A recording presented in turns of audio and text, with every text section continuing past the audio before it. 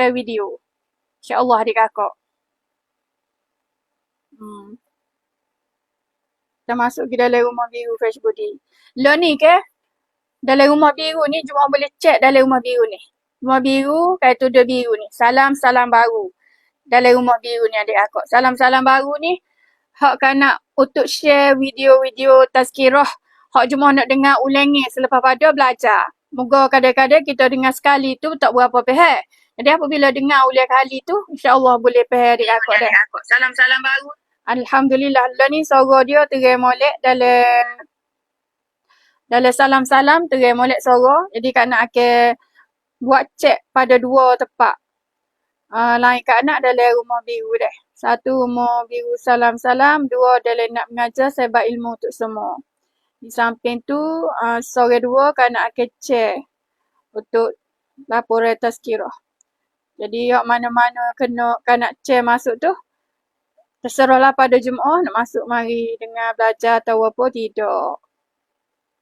Oh ni kak nak share ni sebab ada beberapa perkara hak Jumaat kita kadang-kadang tak jumpa cari. Cuma kita tak boleh nak cari, tak jumpa cari. Bila kak nak share tu Jumaat boleh masuk dengar selalu. Kadang-kadang Jumaat kita dengar ulangi. Dia tak ada nak masuk dalam live tazkirah. Okey, itulah lebih kurang. Hak kan nak akan puh kepada Jumaat-Jumaat hak jadi saing dalam rumah biru Fresh Body. Nanti kan nak cek satu lagi, suara dalam ni rumah biru nak mengajar sebab ilmu untuk semua. Nama dia panjang tu kan nak tadi nak ubah dah. Nanti ada peluang masa lain kali kan nak ubah mula. Nanti kan nak cek satu lagi. Okey, suara terai jelas molek. Beres adik kakak. Untuk tu setakat ni suara semua dalam live tazkirah, pak live tazkirah ni terai molek dah jelas, molek dah lain video, suara ke apa semua dah. Jadi kan nak akan mula ke tazkirah dengan lafaz yang mulia sekali lagi. Assalamualaikum warahmatullahi wabarakatuh. Alhamdulillah. Bismillahirrahmanirrahim. Alhamdulillahirabbil alamin. Selawat dan salam pada Rasulullah, kepada kerabatnya, pada sahabatnya. Semoga kita juga mendapat syafaat mereka. Amin. Alhamdulillah. Terima kasih kepada pihak TikTok dan Rumah Biru Fresh Body Salam-Salam kerana dapat menjaga dan dapat mengawasi perjalanan tazkirah ini. Dengan itu, tazkirah jadi lebih bermutu dan sempurna. Thank you very much. Adik kakak Jumaat dan kerabat yang dihormati, buat perhatian. Adik kakak Jumaat, kerabat yang dihormati, kerana turut hadir di dalam tazkirah ini, semoga dirahmat dengan ilmu amal ibadah solat yang sempurna. Amin. Alhamdulillah. Mana-mana adik kakak turut masuk dengar tazkirah bersama dengan Kak Anak malam ni, mudah-mudahan Allah Ta'ala turunkan rahmat dan ilmu amal ibadah solat fardu yang sempurna kepada kita. Hak ni yang kita nak adik kakak. Mudah-mudahan dengan izin Allah. Jadi adik kakak nak ilmu hak molek-molek tu, adik kakak kena masuk belajar dengan beri perhatian seberapa molek ambil peluang masuk. Lah ni Allah Ta'ala beri umur panjang, Allah Ta'ala beri peluang kepada kita untuk memperbetulkan, memperbaiki ibadah solat, maka ambillah peluang sekarang lala ni. Jemaah adik kakak yang dihormati, pembelajaran solat malam ini di dalam perkara jazakallah khairan kasira, jemaah yang bagi hadiah. Barakallahu laka fima atai wa fima amsakta. Baik jemaah, buat perhatian. Pembelajaran solat malam ini di dalam perkara doa duduk antara dua sujud. Dek sini dah malam. Malam tazkirah kali yang ke-33. Akhir tazkirah ada dua sesi. Sesi pertama berhubungan peringatan untuk belajar. Yang kedua adalah sambungan solat ketika duduk sujud 7 anggota. Malam ni kita sambung pergi kepada bahagian perkara doa duduk antara dua sujud. Dengan tujuan supaya semua jemaah tahu dengan jelas faedah doa duduk antara dua sujud. Hak ni yang kita nak. Biar kita faham dengan molek, faham dengan jelas. Antaranya peedah-peedah doa antara dua sujud hak kita dah baca. Rabbi ghfirli warhamni wajburni warfa'ni. Dalam solat tu ketika duduk antara dua sujud. Kita nak tahu peedah-peedah dia kepada kita yang berdoa. Walaupun sunat perkara doa itu, tetapi amat dianjurkan kita berdoa. Walaupun perkara doa tu sunat je, tapi dianjurkan sungguh-sungguh biar kita boleh buat, boleh berdoa ketika duduk antara dua sujud di waktu mustajab itu. Sebab ia tu doa permohonan kita pada Allah Ta'ala ketika kita duduk diam dengan tamak nina.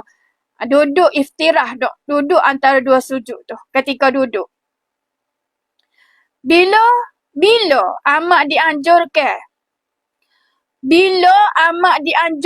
oleh baginda Rasulullah sallallahu alaihi wasallam, hak nak ayatnya duduk antara dua sujud, doa di dalam tu walaupun sunat, tapi doa tu amat dianjurkan oleh Rasulullah, oleh baginda Rasulullah sallallahu alaihi wasallam. Rasulullah anjurkan suruh kita berdoa sehingga Rasulullah ajar. Yang mana kita mesti tunjuk ajar Rasulullah itu. Bila Rasulullah anjurkan suruh kita berdoa, kita kena tunjuk ajar Rasulullah tu. Rasulullah suruh doa duduk antara dua sujud. Memohon hajat-hajat kita dengan 8 jenis doa tu. Dia Rasulullah maha mengetahui. Pasal Rasulullah ni tahu kita hamba dan umat yang lemah dengan kebenaran. Allah maha tinggi. Semua kuasa dan semua kemuliaan, kita hamba yang hina dan amat lemah. Jadi Rasulullah tahu bahawa kita ni hamba, kita ni umat yang lemah dengan kebenaran. Kita lemah sangat dengan ibadah kebenaran, lemah ni. Dan kita sebagai hamba Allah yang hina, hamba Allah yang tidak ada kuasa. Allah maha tinggi. Semua kuasa-kuasa di Allah Ta'ala. Dan semua kemuliaan kita, kita hamba yang hina dan amat lemah. Semua kuasa-kuasa yang maha tinggi tu kepada Allah. Semua kemuliaan kepada Allah. Sebagai kita pula sebagai hamba yang hina dan amat lemah ni, banyak kekurangan. Jemaah boleh rujuk tafsir tasbih sujud. Subhana rabbiyal a'la wa bihamdih. Jemaah boleh rujuk tengok. Maksud, maha suci Tuhanku yang maha tinggi. Dengan semua puji-pujian yang selayaknya. Masa waktu kita duduk tasbih sujud tu, Subhana rabbiyal a'la wa bihamdih. Dalam kalbi kita, dalam hati kita, mesti kosak maksud dia. Iaitu, maha suci Tuhanku yang maha tinggi. Dengan semua puji-pujian yang selayaknya. Wa bihamdih. Dengan semua puji-pujian yang selayaknya. Selayaknya pujian tu untuk siapa? Untuk Allah yang maha tinggi tadi tu. Sebaliknya, di dalam hati, kata pada diri kita, bila kita memuji, pujian tadi kepada Allah di waktu kita bersujud, di sebalik tasbih saat itu, pada diri kita, di dalam hati kita kena kata, sesungguhnya aku hamba-Mu yang hina, kecuali dengan rahmat-Mu, ya Allah. Kita kena rasa dah diri kita tu jadi hamba Allah, hamba-Mu yang amat hina. Kita seorang hamba yang amat hina di sisi Allah. Kecuali dengan rahmat-Mu, ya Allah. Kecuali kemuliaan tu nak jadi sinar pada kita tu dengan rahmat Allah aja. Jadi bila kita sujud waktu tu kita kosak, maha suci Tuhanku yang maha tinggi. Dengan semua pujian, semua puji-pujian yang selayaknya, di dalam hati kita, di sebalik tu, kita kena kata pada diri kita sendiri. Sesungguhnya aku hamba-Mu yang hina. Kecuali dengan rahmat-Mu, ya Allah. Di sebalik kita memuji Allah, kita kena kata pada diri kita, kita hamba yang hina, hanya dengan rahmat Allah yang kita akan dapat. Itulah maksudnya adik kakak, di sebalik kita bertasbih sujud, ketika kita sujud 7 anggota.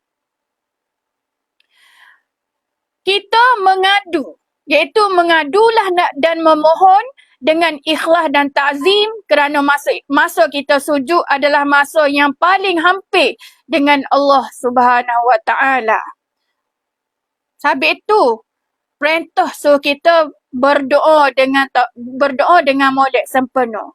Setiap kali kita tasbih sujud, baca ikut saktah dia, baca berti-berti, baca paling sepenuh makhraj dia, dan dalam hati kita menghinakan diri kita sendiri dan kita yang layak terima rahmat hanya daripada Allah Ta'ala sahaja. Sebab itu dia suruh kita mengadulah dan memohon dengan ikhlas dan ta'zim. Waktu kita tasbih itulah kita mengadu pada Allah dengan memohon, minta dengan ikhlas dan ta'zim, merendah diri. Sebab apa kena minta dengan ta'zim, memohon dengan ikhlas? Kita doa tasbih saat ni tu. Kerana masa kita sujud tu adalah masa yang paling hampir dengan Allah Subhanahu Wa Taala. Masa hak paling hampir dengan Allah adalah ketika manusia tu sujud padanya. Jadi kita mintalah sungguh-sungguh waktu tu dengan Allah. Jemaah boleh rujuk dalam kitab Muniyatul Musalli di dalam bahagian tu. Berhubung apa permohonan doa tu. Boleh rujuk dalam kitab Muniyatul Musalli. Baik, jemaah adik kakak yang dihormati. Hubungnya duduk antara dua sujud dengan kejadian Isra' Mi'raj. Bila Rasulullah sallallahu alaihi wasallam bersama dengan malaikat Jibril melalui lapisan langit ketiga. Rasulullah tengok malaikat bersaf-saf di dalam keadaan bersujud. Jadi hubung kait dengan duduk antara dua sujud yang kita duduk solat sekarang ni, sama ada solat fardu atau solat sunat, bila kita duduk saja antara dua sujud, sejarah boleh jadi duduk antara dua sujud yang ada kait dengan hubungnya kejadian Isra' Mi'raj. Lagu mana? Iaitu berlakunya bila Rasulullah sallallahu alaihi wasallam bersama dengan malaikat Jibril alaihi wasallam melalui lapisan langit ketiga. Rasulullah tengok malaikat bersaf-saf, berbaris-baris bersaf-saf di dalam keadaan bersujud.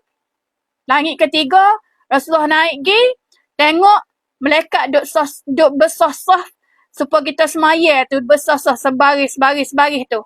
Tapi malaikat di langit ketiga dalam keadaan bersujud. Duk sujud. Lalu Rasulullah memberi salam, yakni salam yang sempurna. Assalamualaikum warahmatullahi wabarakatuh. Bila Rasulullah bagi salam yang sempurna ketika malaikat sedang sujud bersaf-saf tadi di langit ketiga, bila sudah semua para malaikat mendengar, para malaikat mengangkat kepala dan menjawab salam kembali.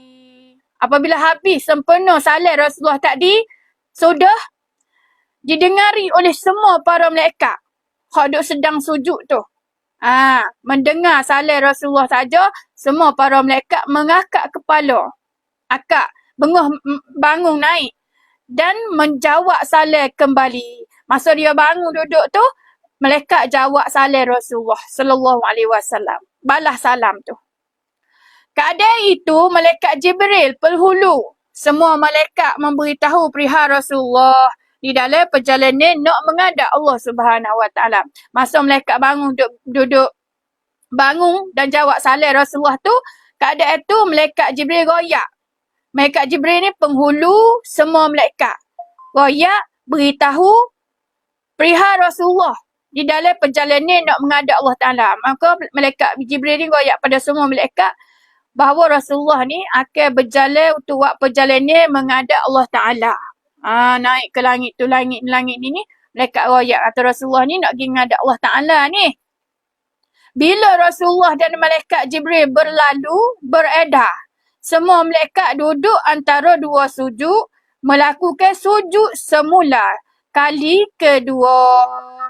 Hak nak royak cerita kaitan dengan duduk antara dua sujud ni ketika mana apabila Rasulullah bagi salam malaikat ubah supaya duduk antara dua sujud kita semaya ni dan jawab salam Rasulullah tahu bahawa tujuan Rasulullah mari naik ke langit ni untuk gapo. Apabila sudah Rasulullah dengan malaikat Jibril beredar tu pergi semua malaikat hak duduk antara dua sujud sana tu melakukan sujud semula kali kedua. Lepas pada tu malaikat sujud semula kali kedua. Ni hak berlaku seperti solat kita ni lelah ni adik kakak.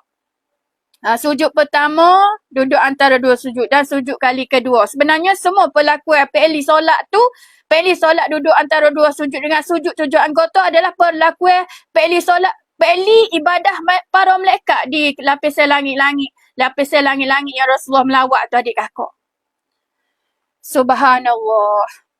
Kedudukan duduk antara dua sujud dijadikan rukun wajib di dalam solat fardu. Jadi kedudukan duduk antara dua sujud yang dilakukan oleh malaikat saat itulah adik kakak dijadikan rukun wajib dalam solat fardu kita, dalam sembahyang kita. Duduk antara dua sujud wajib, rukun. Ni kaitan dengan sembahyang ni.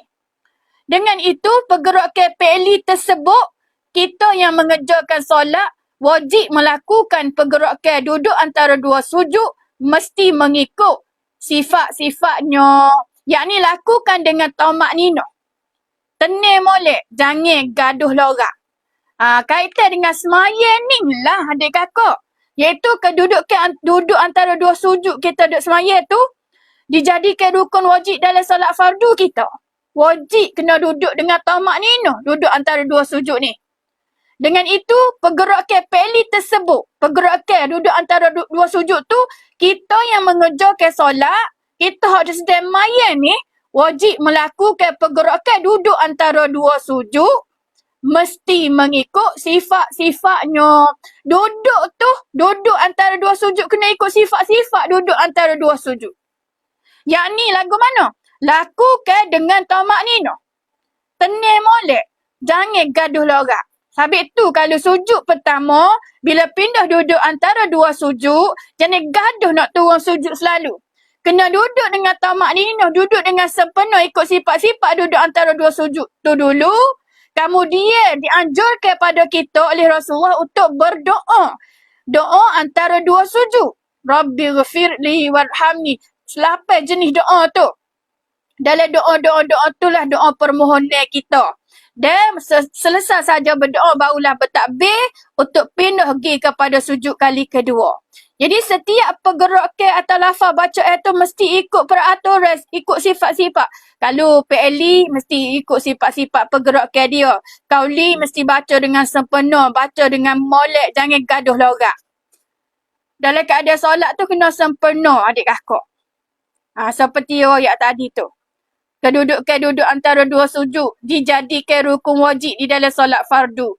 Dengan itu, pergerakan PLI tersebut kita mengerjakan solat wajib melakukan pergerakan duduk antara dua sujud mesti mengikut sifat-sifatnya, yakni lakukan dengan tamak-nino, yakni tenang molek, jangan gaduh lorak.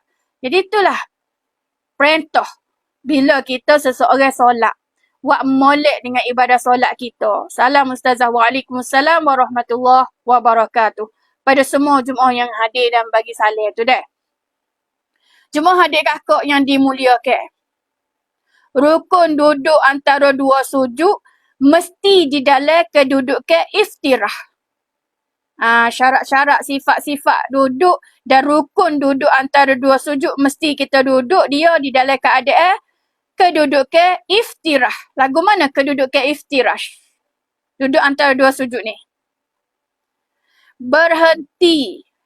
Dan masa berhenti itu hendaklah berdoa antara dua sujud. Rukun duduk antara dua sujud mesti di dalam keadaan kedudukan. Di dalam kedudukan iftirah berhenti. Dan masa berhenti itu hendaklah berdoa antara dua sujud. Iaitu bila saja kita bertakbir daripada sujud pertama, Allahu Akbar. Bangun bangkit, duduk antara dua sujud di dalam keadaan kedudukan iftirah berhenti. Duduk dengan berhenti. Iftirah kita tu, duduk antara dua sujud tu kena berhenti, duduk. Dan masa berhenti itulah hendaklah kita hak solat tu kena berdoa. Doa antara dua sujud. Lafaz menyebut doa antara dua sujud mesti dengan lafaz yang betul, dengan makhraj yang betul. Kita bermazhab Syafi'i hendaklah menyebut 8 kalimah dengan sebutan satu persatu. Kalau kita mazhab Syafi'i, kita kena baca doa duduk antara dua sujud 8 jenis doa permohonan. Kita mazhab Syafi'i, 8 doa adik kakak. Dia sebut satu-satu. Jangan gaduh lorak. Sebut so di antaranya ada saktah. Lafaz menyebut doa antara dua sujud mesti dengan lafaz yang betul. Dengan makhraj yang betul. 2. Kita bermazhab Syafi'i ni hendaklah menyebut 8 kalimah. Jemaah ingat tak? Cuba komen kat bawah. Gapo tak bermula dengan doa tu? Dengan sebutan satu persatu. So doa tu. Sebut dengan tamak-ninah. Sebut dengan perlakuan yang ta'zim. Sebut dengan perangai perlakuan kita yang ta'zim. Merendah diri. Ketika tu, kita berhajat sungguh. Minta sungguh dengan Allah Ta'ala dengan 8 jenis doa tu. Dengan kita merendah diri kita. Dengan ta'zim permohonan. Sungguh-sungguh permohonan kita. Minta biar jadi berkat doa kita baca 8 jenis doa tu. Yang ni merendah diri kerana doa. Kerana hak Rabbi ghafirli warhamni tu doa kita, permohonan kita, hajat kita yang mengharapkan rahmat Allah Ta'ala. Sebab doa tu doa harapan rahmat Allah kepada kita. Semua mudah-mudahan berkat 8 jenis doa pendek ni kepada kita. Biarlah Allah Ta'ala bagi rahmat doa ni kepada kita sungguh-sungguh. Walaupun doa tu pendek je. Tapi merangkumi seluruh kehidupan kita dunia dan akhirat adik kakak. Sabit tu bila berdoa hendaklah lakukan dengan sedar. Kabar kita dengan doa minta dengan Tuhan kita ni. Bukan je tak mulut lafaz di mulut hanya dia panggil menepuh gitu je baca. Kita nak minta so-so dengan Tuhan kita duk tengah munajat ni, duk tengah semayang ni. Lakukan dengan ikhlas. Doa tu buat dengan ikhlas. Sebut dengan ikhlas. Lakukan dengan ta'zim. Lakukan doa tu dengan ta'zim. Dengan merendah diri. Bukan sombong. Kalau kita pergi ke sebalik ya. Minta dengan merendah diri. Bukan minta dengan sombong. Minta dengan sombong tak cara kau tak kosak. Tak cara dengan untuk nak ta'zim. Tapi baca hanya jetak mulut ni sudah. Tu jenis orang sombong. Orang yang ta'zim mengharap rahmat Allah Ta'ala. Lakukan dengan ikhlas. Barulah doa tu jadi mustajab. Lakukan dengan ta'zim. Jangan menyombong diri. Itu maksudnya jangan kita sombong diri kita bila berdoa. Jangan sombong lagu mana. Baca hanya jetak lepas-lepas je. Tak tahu maksud gapo, tak tahu tujuan gapo, tak tahu permohonan gapo. Jemaah boleh rujuk di dalam Al-Quran surah Ghafir ayat 60. Udu'uni astajib lakum tu. Dalam doa tu, dalam perintah ayat Quran tu, Allah Ta'ala sendiri perintah suruh kita hamba bila berdoa kena ta'zim. Berdoa dengan merendah diri. Jangan sombong. Minta sungguh-sungguh. Nescaya Allah Ta'ala akan kabulkan doa kita hamba. Sabit tu apa kita semayang dengan orang semayang tak serupa. Orang ni Allah Ta'ala cepat kabul doa dia.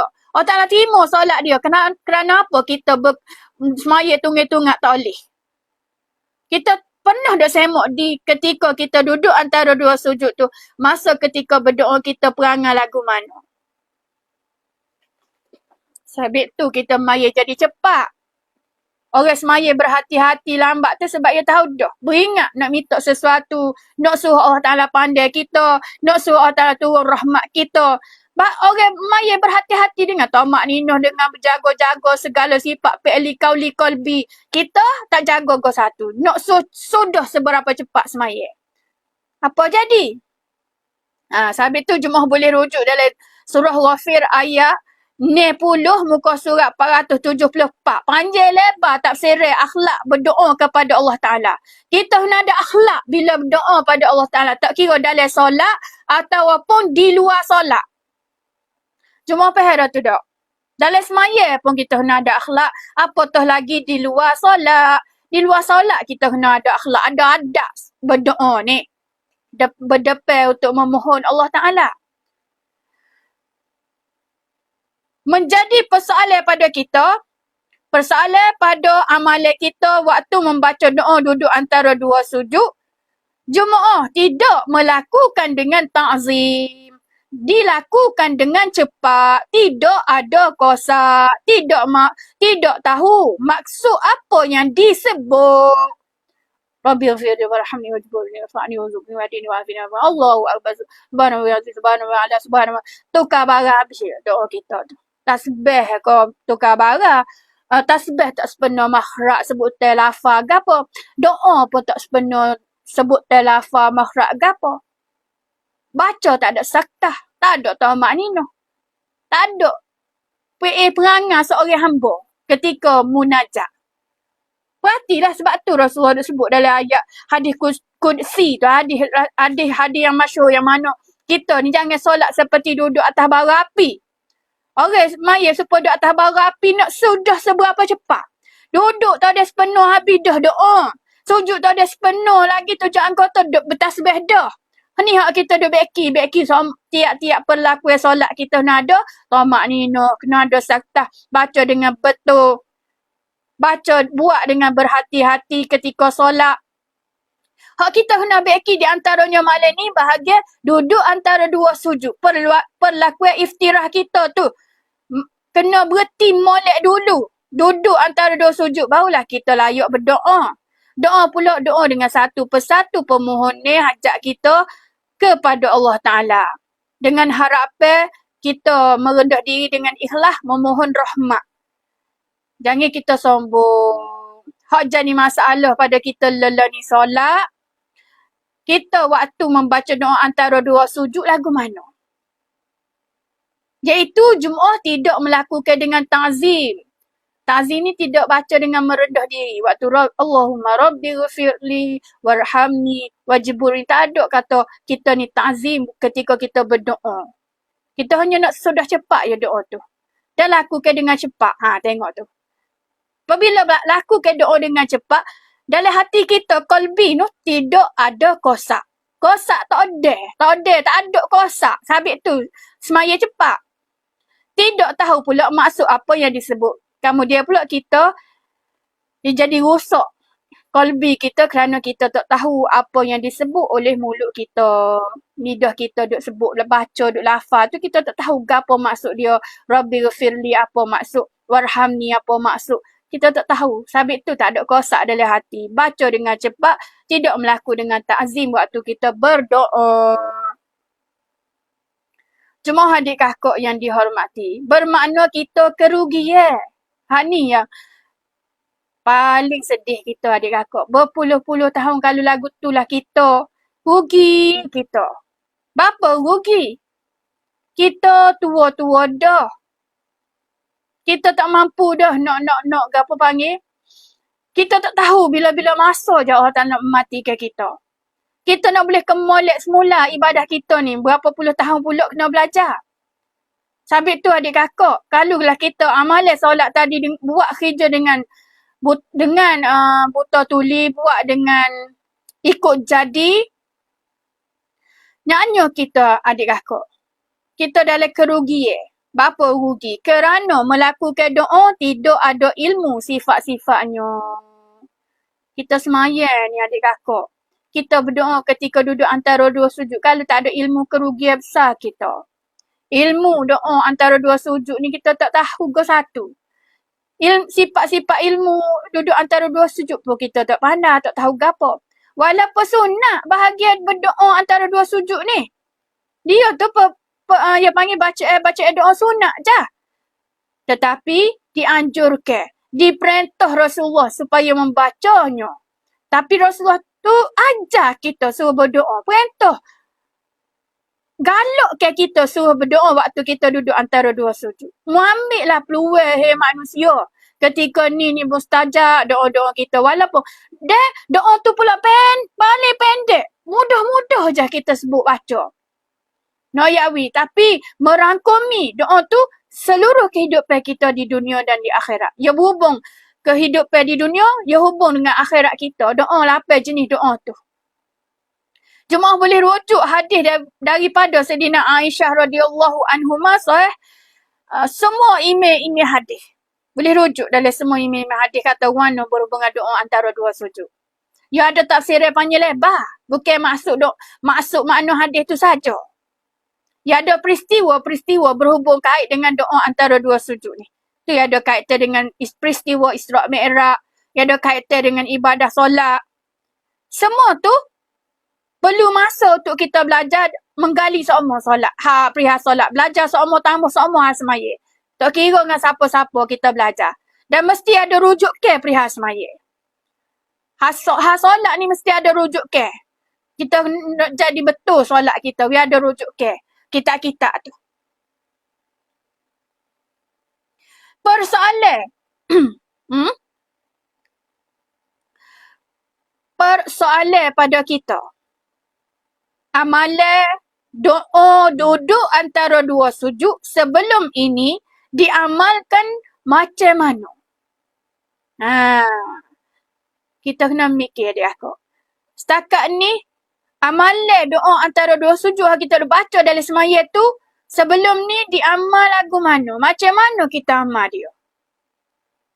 Lebih-lebih lagi Tok Imam yakni berjumu'ah, duduk antara dua sujud dengan cepat. Lebih-lebih lagi orang jadi Tok Imam berjumu'ah.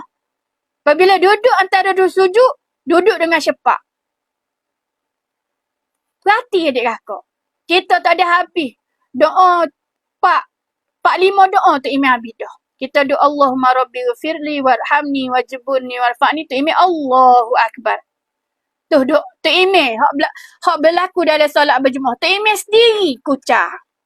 Waktu berdoa duduk antara dua sujud hak rukun. Hak wajib. Duduk tu wajib. Yang nak jadi tamak ninah wajib tu kena berdoa. Nak jadi duduk antara dua sujud dengan tamak ninah ni kena berdoa. Baru duduk jadi molek. Tenir molek. Sempena molek tamak ninah duduk iftirash tu.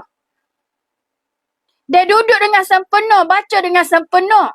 Baru jadi tamak ninah dan sempena kedudukan hak sunat, hak rukun pun sempena, hak sunat-sunat pun sempena. Tu solat adik kakak. Kalau awak gaduh larak, awak dengan cepat lagu mana jadi? Sini ada komen yang ramai tu email laju waktu duduk antara dua sujud. Sini ada komen Jumaah ramai. Komen kata, tu email laju waktu duduk antara dua sujud. Waktu duduk antara dua sujud ni tu email laju doa. Cepat. Doa berapa doa je tu email baca tu. Tu benda adik kakak. Kalau berlaku makmum tidak sempat molek menyebut 8 kalimah doa antara dua sujud, bermakna ada kesalahan kepada tu email. Kalaulah Jumaah komen kata tak ada nak duk baca dengan sepenuh 8 kalimah doa antara dua sujud sebab tu email cepat doa. Bocor salah tu daripada siapa? Bermakna kesalahan tu ada pada tu email.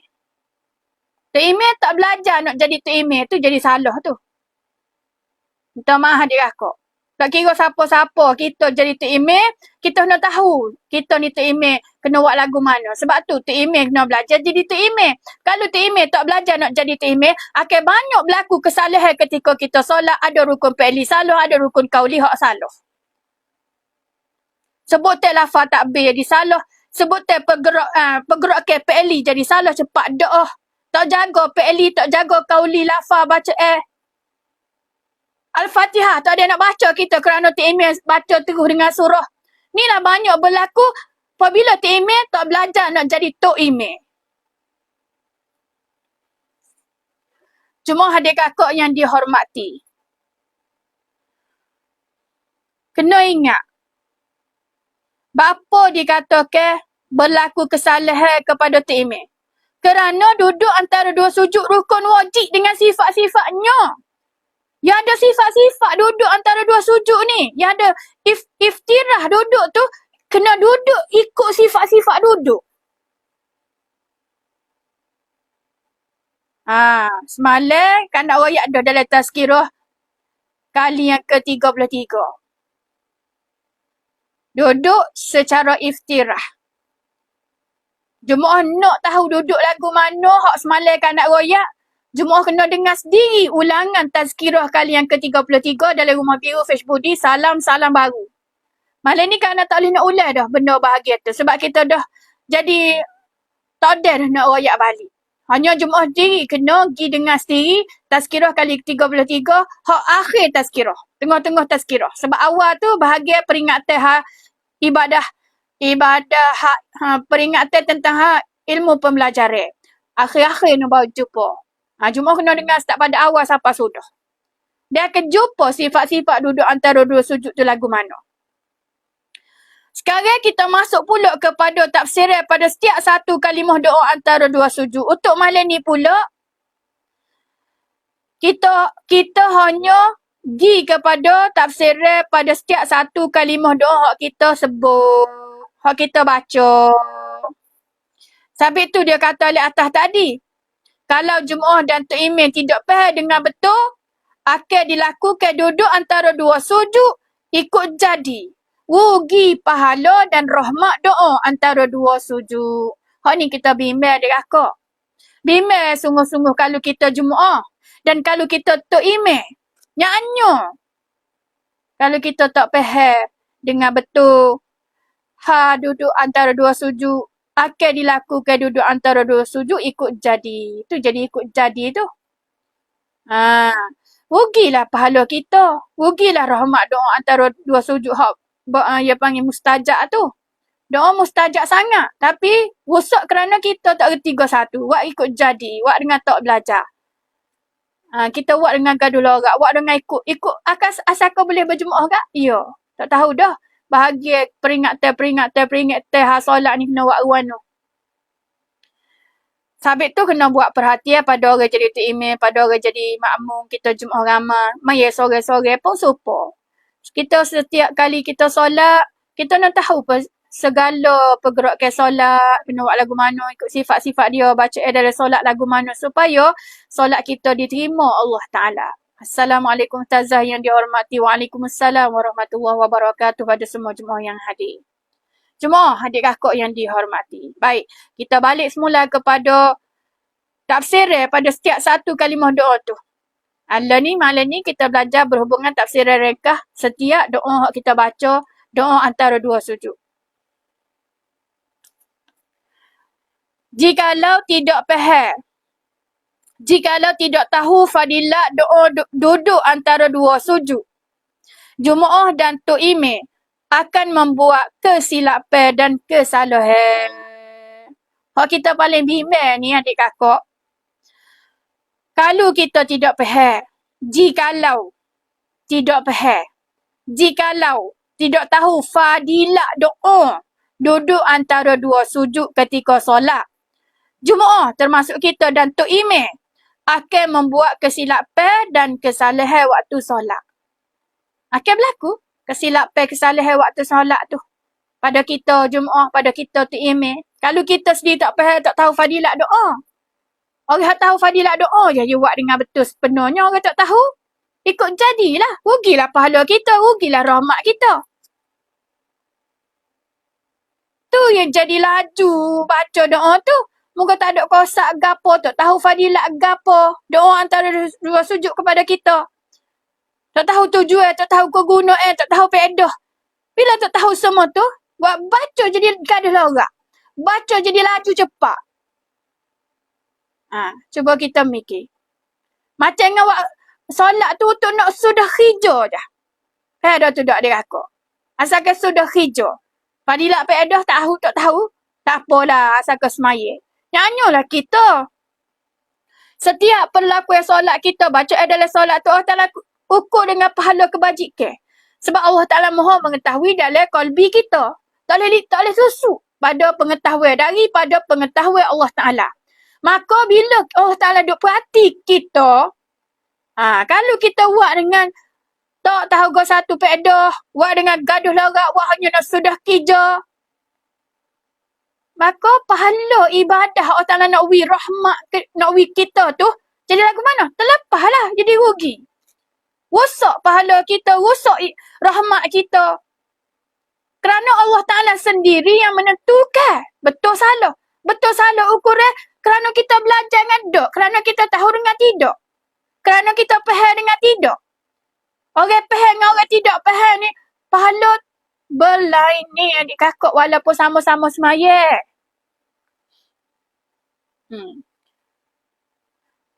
Untuk malam ni, secara ringkas faham kepada Jumaah, kita nak faham dulu. Kalau Jumaah nak panjang lebar, Jumaah boleh rujuk hadis Sayyidina Umar Al-Khattab radhiyallahu an. Daripada Sayyidina Umar kata guano. Iaitu semua amalan kita buat bergantung pada niat. Akan dapat apa yang diniatkan. Itu jelas daripada Sayyidina Umar Al-Khattab. Innamal a'malu binniyat. Yang panjang daripada hadis tu. Sayyidina Umar kata, semua amalan kita buat bergantung pada niat kita. Bergantung pada apa yang kita tahu, hak kita nak buat tu. Akan dapat apa yang diniatkan. Apabila kita buat dengan tahu niat, kita akan dapat apa yang diniatkan oleh kita. Kita tahu doa antara dua sujud ni tujuan gapo untuk kita. Kita akan boleh fadilat faedah daripada apa yang kita tahu. Jumaah boleh rujuk Sahih Bukhari Muslim rahimahullah. Bahagian hadis daripada Sayyidina Umar Al-Khattab tadi tu. Persoalan pada kita sekarang, Jumaah adik kakak yang ramai. Apa yang nak diniatkan sekiranya kita tidak tahu maksud kalimah yang dikatakan, yakni yang dibaca itu. Lagu mana kita ni nak niat? Sekiranya kita ni tak tahu maksud kalimah-kalimah kita sebut baca tu.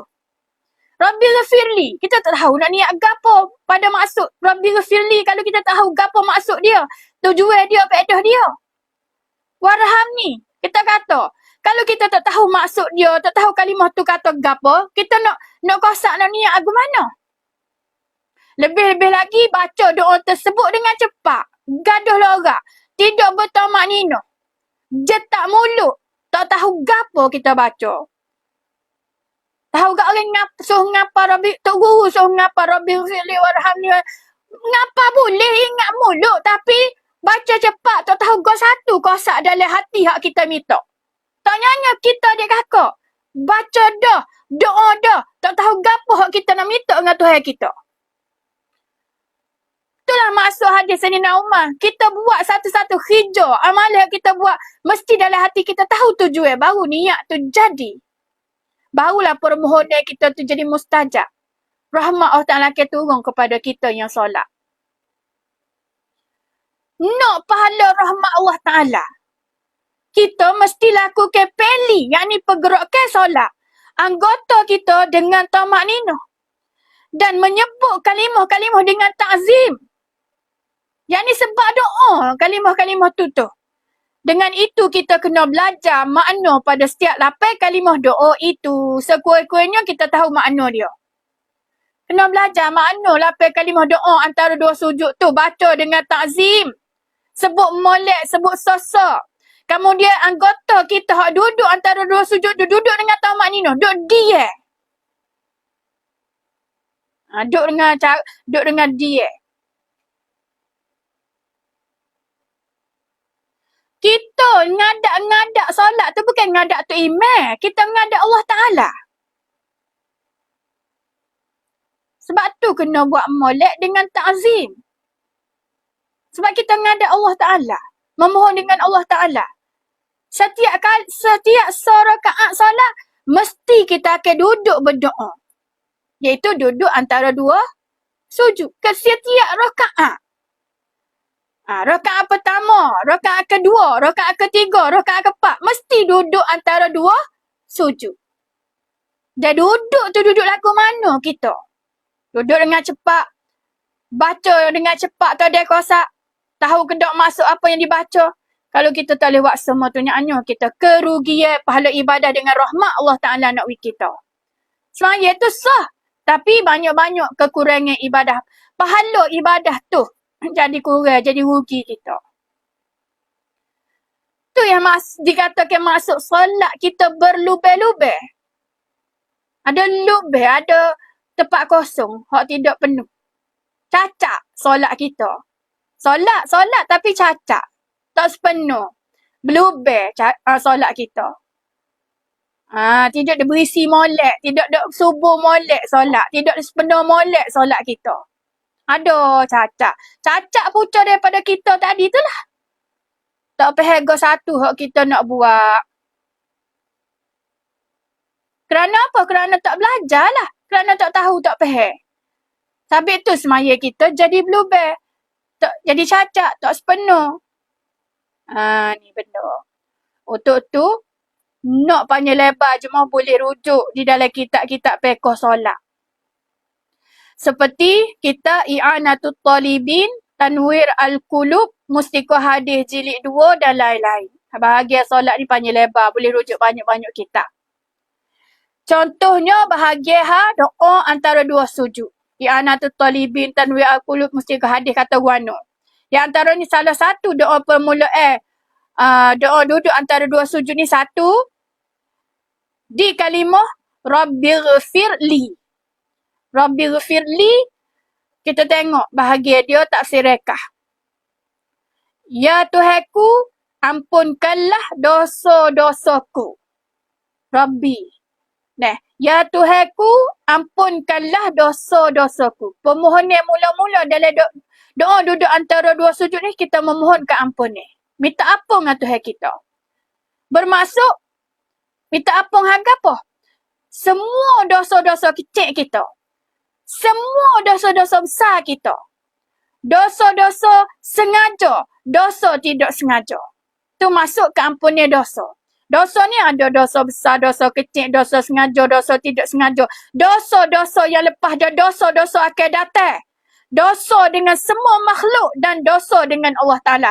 Tu Allahumma Rabbighfirli. Rabbighfirli. Ya Allah, ya Tuhanku, ampunkanlah dosa-dosaku. Merangkumi seluruh dosa dalam tu. Kita minta. Ada dosa besar, dosa kecil kita buat. Ada dosa sengaja, dosa tidak sengaja. Ada dosa yang lepas, dosa yang akan datang. Ada dosa semua makhluk dan dosa dengan Allah Ta'ala. Kita memohon dengan doa, Rabbighfirli. Tapi dalam hati kita terasa memohon dosa, hagapa. Tu adik kakak. Baca. Dan tenang. Dan kosak. Apa yang tahu maksud niat kita. Baca dengan tenang. Baca dengan kosak hati. Apa yang kita tahu maksud niat kita. Niat kita baca tu. Rabbighfirli. Sebab tu ada saktah berhenti. Kerana hati kita kena kosak. Apa permohonan kita? Dalam hati kita akan terlintas mari kesalahan dosa-dosa kita buat dengan Allah, dengan makhluk. Dan dosa kecil, dosa besar, dosa sengaja, dosa tak sengaja kita tu. Dosa kita tahu, dosa kita tak tahu. Macam-macam jenis dosa. Dengan doa Rabbighfirli. Tu adik kakak. Merangkumi seluruh jenis dosa kita. Terserah pada Allah Ta'ala nak ampun dosa mana. Tapi kita kata dengan ikhlas. Dengan ta'zim kita minta.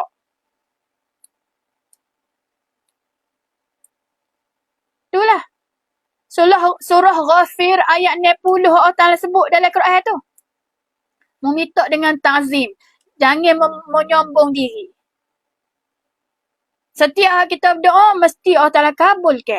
Kabul tu, ketika kita berdoa, kita ada kosak dalam hati.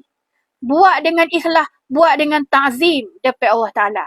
Bukan hanya jetak mulut buat dengan sombong tu. Orang sombong ni baca saja.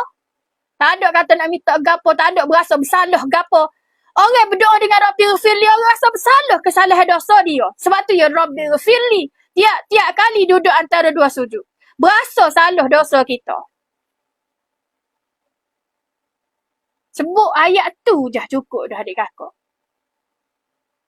No ya Abi. Kalau kita terasa, kita faham maksud tujuan kalimah tu hak kita baca. Dan kita berasa di kita ni hamba yang hina, hamba yang serba kesalahan. Barulah kita doa tu berasa. Ya hadir diri ya panggil. Doa dengan rasa hadir diri setiap kali. Ada niat dalam hati kita untuk kita berdoa. Rabbi ghafirli tu. So kalimah pada doa tu secara ringkas. Maksud dia adik aku. Cara ringkas je ni panjang lebar banyak lagi bahagian ni. Tapi kita ambil secara ringkas saja untuk malam ni.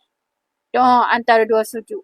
Ketika kita berdoa di kalimah Rabbi ghafirli. Sabit tu kan nak sebut Allahumma Rabbi ghafirli. Sebab sebut apa dengan Allahumma? Boleh juga kita tambah dengan Ya Allah ya Tuhanku. Tuhanku ampunkanlah dosa-dosaku. Kita Allahumma ni memperkuatkan permohonan kita. Ya Allah, ya Tuhanku. Sebab tu kan nak sebut kan ni. Allahumma Rabbi ghafirli. Tidak Rabbi ghafirli sahaja. Kalau Rabbi ghafirli, ya Tuhanku. Ampunkanlah dosa-dosaku. Kalau Allahumma, ya Allah, ya Tuhanku. Boleh jemaah mahir dengan hak mana terserah. Orang hak mahir dia tambah pula dengan Allahumma. Lepas pada tu doa yang kedua. Ketika duduk antara dua sujud. Kita kena faham pula. Doa yang pertama memohon keampunan. Segala dosa kesalahan kita buat dengan makhluk dengan Allah Ta'ala. Dosa diri kita buat sendiri. Baca dengan tenang, baca dengan kuasa hati dan tahu apa maksud yang diniatkan kita. Dan doa yang kedua, doa antara dua sujud iaitu warhamni. Di kalimah ni adalah maksudnya berilah rahmat kepadaku. Warhamni. Memohon rahmat pada Allah Ta'ala. Berilah rahmat kepadaku. Berilah pembalasan molek-molek daripada amalan ibadah dengan mudah. Ini hak kita minta hak amalan hak kita buat tu. Amalan solat, amalan lain-lain hak kita buat di luar solat. Minta Allah Ta'ala beri rahmat kita. Warhamni, berilah rahmat padaku, berilah pembalasan molek-molek kita. Beri rahmat, beri pembalasan molek-molek. Dan daripada apa? Daripada amalan ibadah dengan mudah. Daripada amalan ibadah kita buat, beri dengan mudah-mudah kita. Rahmat dia, rahmat Allah, pembalasan molek-molek, berilah mudah-mudah ke aku, pembalasan Allah Ta'ala. Daripada apa? Daripada amalan yang kita buat. Berilah kesian belah pada makhluk yang lemah hamba-Mu, ya Allah. Berilah kasihan belah. Kasihan belah ni kesian belah. Berilah kasihan belah pada makhluk yang lemah hamba-Mu, ya Allah. Beri pada kita kesian belah. Biarlah Allah Ta'ala sian belah kita. Sian kita, ya Allah. Berilah kita pada hamba yang hina, yang lemah ni. Kesian belah lah kat aku, Allah. Biar Allah Ta'ala sian belah kita. Warhamni ni. Bukan setakat minta rahmat. Bukan setakat berilah pembalasan molek-molek daripada amalan ibadah hak mudah. Minta Allah Ta'ala kesian belah kita. Kesian kita hamba yang hina. Hamba-Mu hak lemah ni, ya Allah. Kita memang jadi hamba yang lemah. Banyak salah, banyak silap. Hamba yang hina berilah kesian belah kita. Kalau Allah Ta'ala tak sian belah kita, nyanyalah adik kakak. Biar Allah Ta'ala pandai kita dengan kasihan belah. Dengan rahmat. Masuk rahmat-rahmat tu kesian belah juga. Salah satunya selain pada rahmat pembalasan molek-molek adalah kasihan belah. Sian belah kita. Berilah nikmat kemudahan dan kesenangan. Hidup di dunia dan hidup di akhirat. Okay, setakat tu dalam doa warhamni ni. Minta Allah Ta'ala berilah nikmat kemudahan. Dan nikmat kesenangan hidup di dunia dan hidup di akhirat, ya Allah. Biar Allah Ta'ala tabur ke nikmat-nikmat tu. Doa Rabbana atina fid dunya hasanah tu. Kita minta supaya Allah Ta'ala berilah nikmat kemudahan dan kesenangan hidup di dunia ke kita, hidup di akhirat ke kita. Rabbana atina fid dunya hasanah wa fil akhirati hasanah wa qina azaban nar. Doa tu. Jadi nak nikmat kesenangan, kemudahan hidup di dunia kita nak, nikmat kemudahan kesenangan hidup di akhirat. Tu yang kita dialu-alukan. Bukan setakat rahmat tu. Berilah rahmat ilmu, amalan, ibadah dengan akal fikiran yang mulia, suka pada amal ibadah. Dalam doa ni juga permohonan kita di doa warham ni, iaitu minta Allah Ta'ala berilah rahmat ilmu, amalan, ibadah dengan akal fikiran yang mulia, suka kepada amal ibadah. Kena minta adik kakak dengan Allah Ta'ala. Rahmat ilmu ni. Rahmat ilmu hak molek-molek pada akal fikiran kita. Jangan wak mari ilmu hak jahat-jahat, ilmu hak sesak-sesak. Dengan rahmat Allah Ta'ala tu. Kalau kita tak saya belajar, tak saya dengar, akal fikiran kita jadi jahat. Ilmu kita dapat ilmu hak jahat-jahat. Adik kakak. Zalim pada diri kita sendiri tu. Allah Ta'ala doa ayat dalam Quran berapa kali? Setiap akhir-akhir ayat Quran tu. Mu manusia hak zalim dirimu sendirinya. Tu hak kita Rabbana zalamna anfusana. La ilaha illa anta. Doa kita, doa Nabi Adam, doa Nabi Yunus tu. Kita berdoa sebab apa? Sebab kita ni zalim pada diri kita sendiri. Allah Ta'ala doa ayat sama. Kita manusia ni buat kerja zalim pada diri sendiri. Jadi kita minta pada Allah Ta'ala ilmu amal ibadah ni bukan mari dengan sendiri dia. Bukan duduk dia atas rumah, mari bawa atas riba. Mesti kita kena belajar, cari, berusaha, nak belajar tambah. Berusaha nak nambah akal fikiran jadi molek. Biar jadi mulia akal fikiran kita. Biar suka pada amal ibadah hak molek-molek. Janganlah awak mari kat aku ilmu akal fikir hak huduh-huduh, hak jahat-jahat. Fikir hak buruk-buruk. Warhamni. Di ketika kita berdoa dengan Allah Ta'ala. Hajat-hajat kita tu. Kesian belahlah kat aku Allah Ta'ala. Berilah pada aku rahmat. Berilah pembalasan molek-molek kat aku daripada amalan ibadah aku buat dengan mudah-mudah. Berilah nikmat kemudahan dan kesenangan hidup kat aku di dunia dan akhirat. Berilah rahmat ilmu amalan ibadah kat aku dengan akal fikiran yang mulia. Suka beramal ibadah. Tu hak permohonan kita pada Allah Ta'ala. Ketika mana? Ketika kamu berdoa di kalimah warhamni. Dalam hati itulah kena kosaknya. Waktu kita kata warhamni tu bukan kata jetak mulut saja. Otak fikiran kita dengan hati kita tahu dah. Permohonan kita nak minta gapo dengan Allah Ta'ala di kalimah rahmat ni. Tu benda. Itu daripada tafsiran adik kakak. Tafsiran rahmat Allah Ta'ala di kalimah doa warhamni ketika kita duduk antara dua sujud. Baru dua jenis doa. Baru tu adik kakak. Malam ni suk kat doa mana tahu ni pukul 10.30, pukul 9, masuk pukul 10. Dah lah setengah jam lagi. Cuma adik kakak. Tafsiran rekah doa yang ketiga. Tafsiran rekah doa antara dua sujud yang ketiga di kalimah wajburni. Di kalimah doa yang ketiga ni, kita mohon dengan Allah Ta'ala, sempurnakanlah semua kekuranganku. Dalam kehidupan kita manusia ni ada kekurangan masing-masing. Kurang situ, aib sini. Yang mana kita rasa aib, malu, kurang diri kita. Rasa hina diri kita.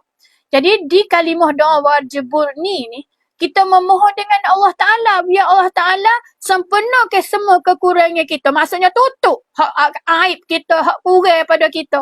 Hak tak comel kita tu.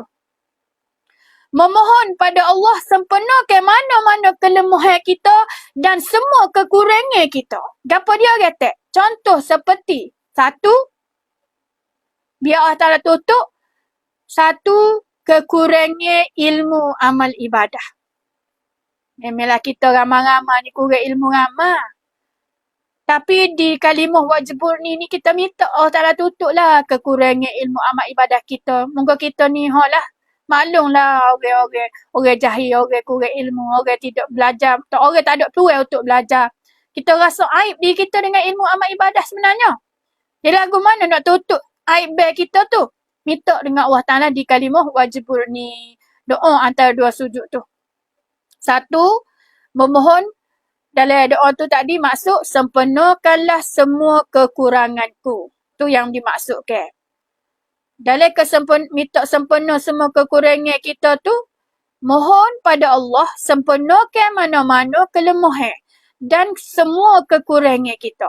Seperti satu, kekurangan ilmu amal ibadah. Yang kedua, minta Allah Ta'ala tutup aib kita, kelemahan diri kita, kekurangan diri kita. Yang kedua, kekurangan harta benda. Orang tak ada harta benda ni hina. Hina di sisi manusia dan makhluk lain. Orang tak ada harta ni.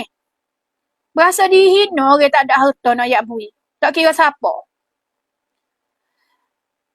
Dan yang ketiga, minta Allah Ta'ala tutup sempurna mana-mana kelemahan dan kekurangan kita, iaitu kekurangan pada ahli keluarga. Setengah tu ahli keluarga molek, sempurna, silaturahim, sukaria, baik-baik. Setengah kita dalam keluarga kita macam-macam perih lebih pada musuh. Tak kena situ, tak kena sini. Tu hak malai tu. Manusia akhir zaman. Kalau dengan keluarga sendiri, kecek huduh, nyupah maki, ngopak, hina, keji. Tapi dengan orang luar, molek-molek ada. Hormat, mulia. Taat molek. Kalau dengan keluarga, jek. Jebeh. Kecek pun khabisah. Kecek fusuk, kecek jidah. Kecek pula dengan perkataan buruk. Ni kita minta dengan Allah Ta'ala pada kelemahan keluarga kita. Kekurangan pada ahli keluarga. Memang kita manusia ni akan berdepan hak paling banyak. Jadi kita nak berjualnya adalah dengan keluarga. Lebih-lebih lagi orang berdakwah. Orang berdakwah dengan agama. Mengajak kebaikan, mengajak kepada jalan kebenaran, mengajak kepada fisabilillah. Jalan Allah Ta'ala akan berdepan dengan kekurangan pada ahli keluarga. Keluarga hak jenis jahit tukir, keluarga jenis jahat mulut, keluarga jenis deki khianat ni.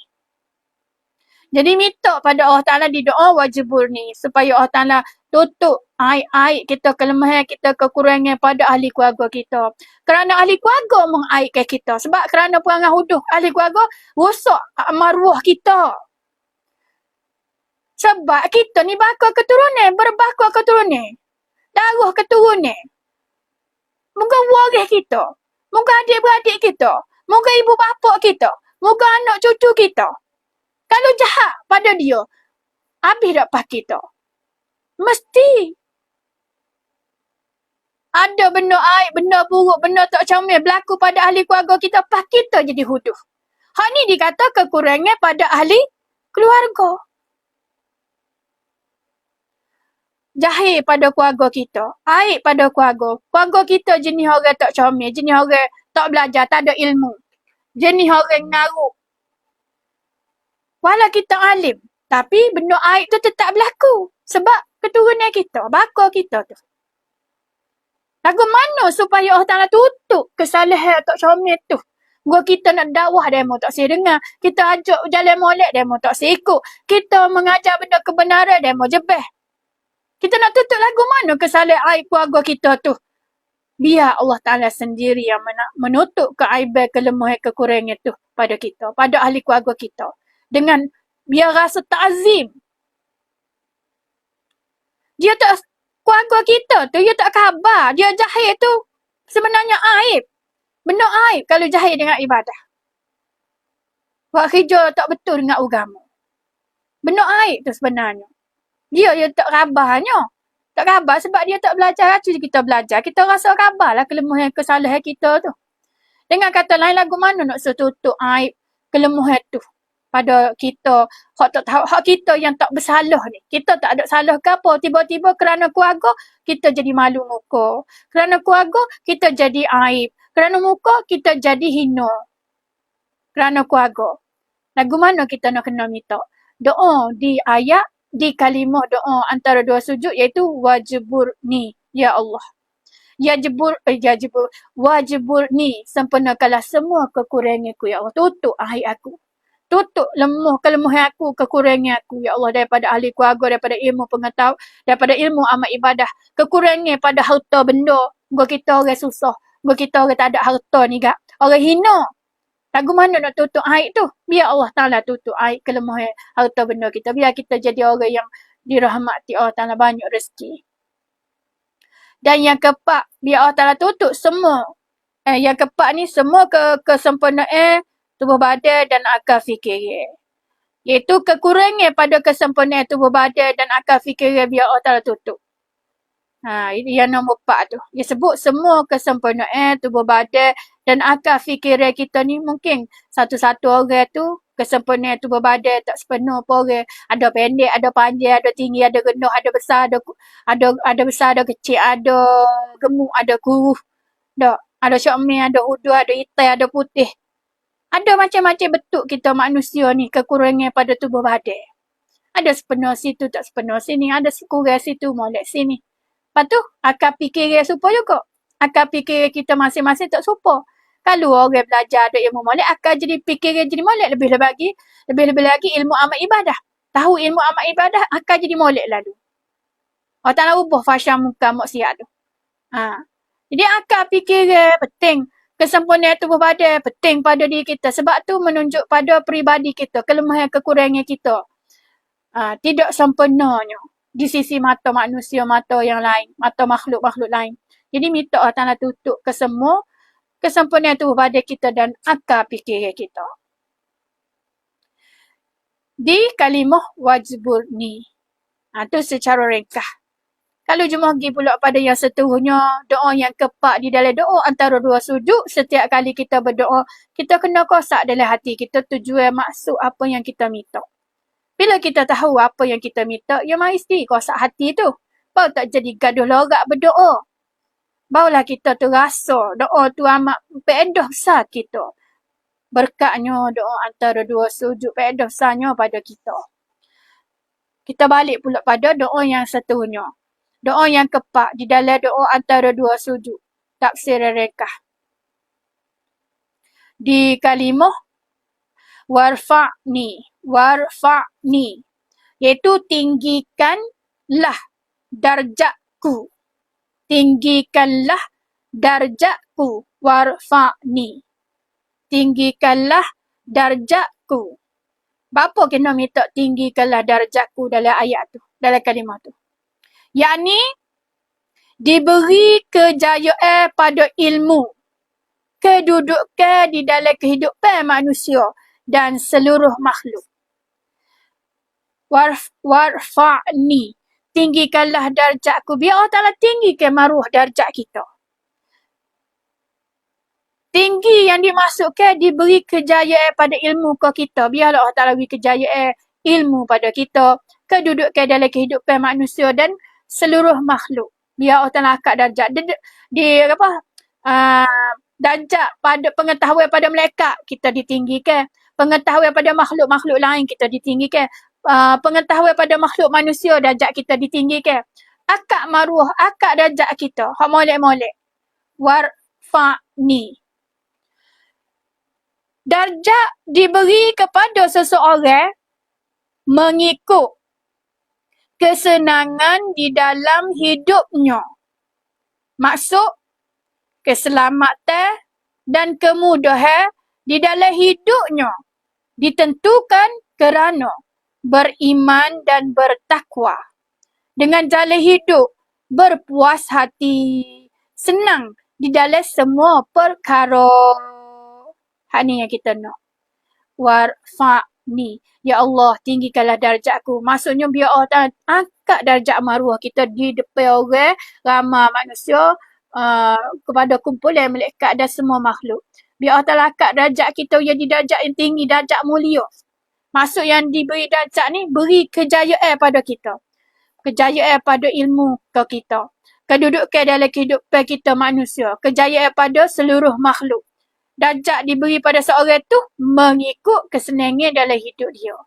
Darjat-darjat Allah Ta'ala ni mengikut kesenangan dalam hidup kita. Lagu mana? Tak serupa darjat diberi pada seseorang. Kesenangan diberi pada seseorang. Iaitu masuk keselamatan. Allah Ta'ala beri kita. Warfa' ni termasuk keselamatan. Lepas tu, dan kemudahan di dalam hidupnya. Keselamatan, kemudahan Allah Ta'ala akan beri kita. ditentukan kerana Allah Ta'ala tentu keselamatan, kemudahan dalam hidup kita tu sebab apa? Kerana kita tadi beriman, bertakwa. Orang beriman, orang bertakwa tak usah pusing. Hidup atas muka bumi.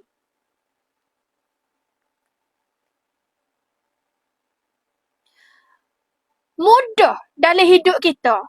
Bila Allah Ta'ala kata, kita duduk dalam hidup beriman bertakwa. Sebab orang hidup dalam beriman bertakwa ni, keselamatan boleh dia. Kemudahan dalam hidup boleh dia. Kesenangan dalam hidup mengikut mengikut kehidupan kita boleh berlaku. Dengan cara hidup berpuas hati. Dengan kata lain, kita hidup cara kita ni hidup dengan puas hati. Senang hati semua. Dalam semua perkara. Wak gotu senang, wak goni senang, wak gotu mudah, wak goni mudah, wak gotu selamat, wak goni selamat. Jadi Allah Ta'ala berun dalam hidup kita. Kemudahan, kesenangan dalam hidup seseorang yang beriman bertakwa. Dengan doa warfa'ni tadi, Allah Ta'ala angkat darjat kita dari satu darjat ke satu darjat. Maksudnya, daripada kita orang tak mulia jadi mulia. Pucuk daripada beriman. Orang beriman yang Allah Ta'ala angkat darjat. Ada angkat darjat. Kalau hanya setakat kaya harta, hanya setakat orang debel tapi tak beriman tu dunia saja. Tapi kalau kita beriman, di sisi mata manusia, makhluk manusia pun dia dapat kesenangan, kemudahan. Di sisi mata makhluk malaikat, makhluk-makhluk lain pun Allah Ta'ala angkat darjat jadi mudah kita. Puas hati dalam hidup kita, senang hati dalam hidup kita. Semua perkara mudah ke tu, mudah ke ni. Orang tengok kita gak senang berlaku, tak ada payah gapo. Nak ya abi. Segala hak kita hajat, segala kita nak, segala kita mohon, segala kita minta, Allah Ta'ala beri. Adik kakak. Ni di ayat kalimah doa warfa'ni. Tinggikanlah darjatku. Maruh. Kesenangan, kemudahan ke kita tu. Keselamatan. Di kalimah warfa'ni. Perkara tafsir rekah tu daripada doa yang keempat. Dan kalau kita tengok pada doa yang kelima, warzuqni. Memohon rezeki. Yang ni limpahkanlah rezekiku. Limpahkanlah rezeki kepadaku. Warzuqni. Bila kita minta pada kalimah warzuqni, kita terletah. Limpahkanlah rezeki kepadaku. Segala rezeki tu biar Allah Ta'ala limpah kita. Limpah-limpah ni tabur ke kita. Yang ni rezeki kurnia, rezeki harta benda yang berkat kita. Rezeki ilmu, rezeki yang bermanfaat kita. Harta yang boleh mendatangkan pahala kebajikan kepada kita. Rezeki ilmu yang boleh berguna pada makhluk yang lain juga bukan ilmu pada diri sendiri sahaja. Itu maksud warzuqni, limpahan harta, rezeki harta benda, rezeki ilmu tu kita minta. Limpahkanlah rezeki kepadaku. Warzuqni, yakni rezeki kurniaan, rezeki harta benda yang berkat. Kalau dapat rezeki harta benda yang berkat. Kalau dapat rezeki ilmu yang bermanfaat. Dah tu tak ada kakak. Sebab kita ni dapat harta tak serupa. Dapat ilmu tak serupa. Setengah tu boleh harta benda tapi harta benda yang tak berkat. Kita nak rezeki harta benda yang berkat. Warzuqni. Minta dengan Allah Ta'ala rezeki harta benda yang berkat. Limpahkanlah segala rezeki harta benda tu. Rezeki ilmu hak berkat-berkat kita. Kalau ilmu biar jadi bermanfaat pada kita, pada orang lain. Tu maksud harta benda yang boleh mendatangkan pahala kebajikan. Kalau harta biar jadi berkat, biar boleh mendatangkan pahala kebajikan balik kita kerana ada harta. Kalau ilmu, rezeki ilmu yang boleh berguna pada makhluk lain. Juga. Bukan ilmu pada diri sendiri sahaja. Iaitu, rezeki ilmu ni boleh pada orang lain dan bukan setakat untuk diri kita sahaja. Kita tak usah belajar luar negara, luar negeri, pergi situ, pergi sini. Tubik ngaji. Klik mari tak ada manfaat apa ilmu kepada orang. Tak boleh Munafaat ke orang pada ilmu hak kita pergi belajar. Tak usah kata dia aku. Pergi pas Mesir, pergi pas ke Jordan mana, pergi pas Madinah Mekah mana, pergi belajar jauh-jauh kelik mari tak ada faedah gapo ke orang. Tu yang panggil rezeki ilmu yang tidak berkah. Usah ke orang lain kepada keluarga pun tak boleh nak dapat munafaat. Kita nak rezeki. Kalaulah rezeki hak tak boleh nak beri munafaat pada keluarga, tu tanda rezeki yang, ilmu yang tidak berkah. Anak cucu kita pergi belajar tu. Kelik mari, gapo faedah dia pada keluarga? Dia orang ramai. Kita dapat rezeki harta benda, gapo faedah pada diri kita dan gapo faedah pada orang ramai. Tu maksudnya warzuqni. Bila kita kata dengan kalimah tu, kita minta dalam hati kita, limpahkanlah rezeki kepadaku. Rezeki gapo? Satu, rezeki harta benda, kurnia rezeki harta benda yang berkah. Rezeki ilmu yang bermanfaat. Harta yang boleh mendatangkan pahala kebajikan kita. Rezeki ilmu yang boleh berguna pada makhluk yang lain juga, bukan ilmu pada diri kita sendiri. Hak ni permohonan pada warzuqni. Cara rekah. Kalau kita baca di kalimah tu, kita kena bayar pada permohonan kita. Tu maksudnya kosak dalam hati. Alhamdulillah, cuma kata, ya, sama-sama. Ilmu boleh jadi berkat. Ya, cuma. Pada doa yang ke-6. Pada kalimah doa yang ke-6 pula, di dalam doa duduk antara dua sujud. Kita masih lagi duduk dalam doa antara dua sujud. Doa dalam tafsir ringkah. Doa nombor ni. Wahdini. Wahdini yang dimaksudkan berilah petunjuk jalan yang lurus. Wahdini. Berilah petunjuk jalan yang lurus. Ihdinas siratal mustaqim. Yalah kat tu. Jadi dalam doa antara dua sujud di kalimah ayat pendek lah.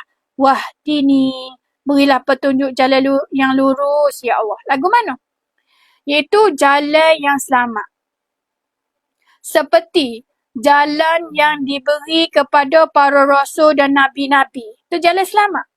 Seperti tafsir surah Al-Fatihah. Ihdinas siratal mustaqim. Di dalam kehidupannya, jalan lurus hanya daripada redha Allah dengan rahmatnya. Dengan kata lain, wahdini ni nak boleh petunjuk jalan lurus hanya daripada redha Allah. Tunjuklah ke aku, ya Allah, jalan yang lurus. Allah yang berkuasa memberi kepada kita petunjuk jalan lurus, redha Allah. Bermakna nak jalan lurus ni kena minta redha dengan Tuhan. Siapa Tuhan kita? Allah Ta'ala. Sebab tu kita kena kosak maksud memohon hajat tu, baca dengan ikhlas, baca dengan ta'zim, minta betul-betul dengan Allah. Wahdini. Ya Allah, berilah petunjuk jalan yang lurus ke aku. Jalan lurus kita ni minta ni banyak jalan. Bukan jalan hak kehidupan sahaja. Jalan hidup di dunia, jalan hidup di akhirat. Jalan selamat, jalan yang diberi. Seperti beri pada para nabi, para rasul. Para nabi-nabi, rasul-rasul tu. Jalan mana? Jalan Allah Ta'ala redha lah. Jalan hak beri pada rasul, jalan hak beri kepada nabi-nabi. Jadi kita nak ikut ke jalan tu. Lagu mana kena buat? Seperti tafsir surah Al-Fatihah juga. Ihdinas siratal mustaqim. Tunjuk pada aku jalan yang lurus.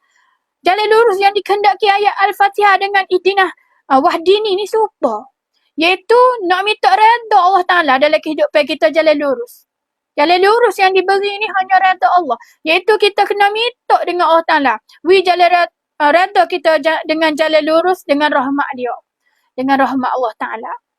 Bermakna semua jalan-jalan kehidupan kita, tak kira hak perniagaan, hak rumah tangga, hak kerja buat, hak cari makan, hak pembelajaran, semua dalam kehidupan kita, tak kira hak apa, hak duk berlaku hari-hari dalam kehidupan ni, kita minta jalan yang lurus. Hak betul benar. Jalan betul benar. Hak kerja buat, jalan betul benar. Hak menuntut ilmu, jalan betul benar. Hak nikah kahwin, jalan betul benar. Hak perniagaan, jalan betul benar. Belajar ilmu amal ibadah. Semua jalan lurus tu hak betul benar hak Allah Ta'ala tunjuk dah kepada Nabi-Nabi Rasul-Rasul. Kita nak ikut jalan tu.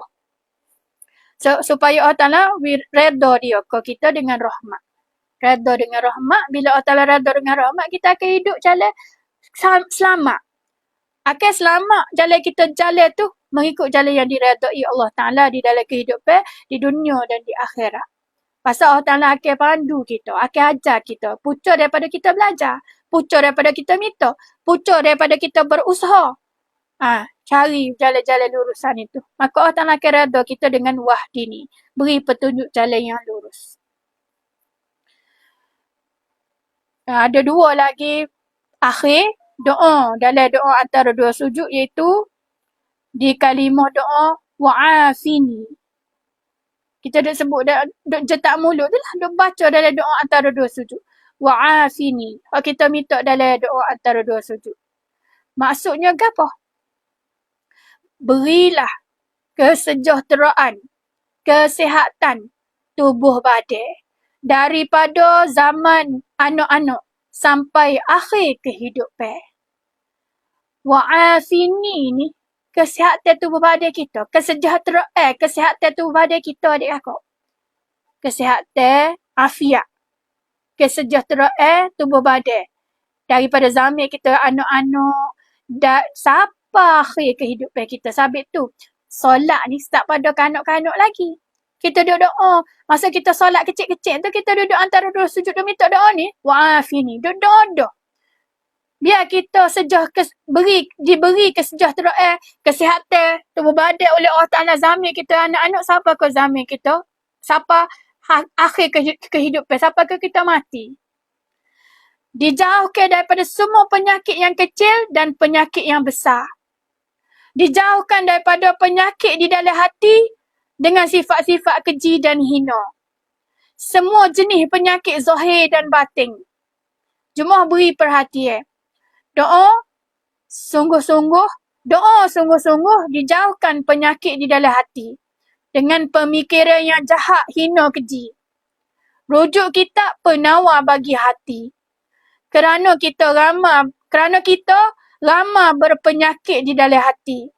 Al-Quran surah Al-Baqarah ayat 10.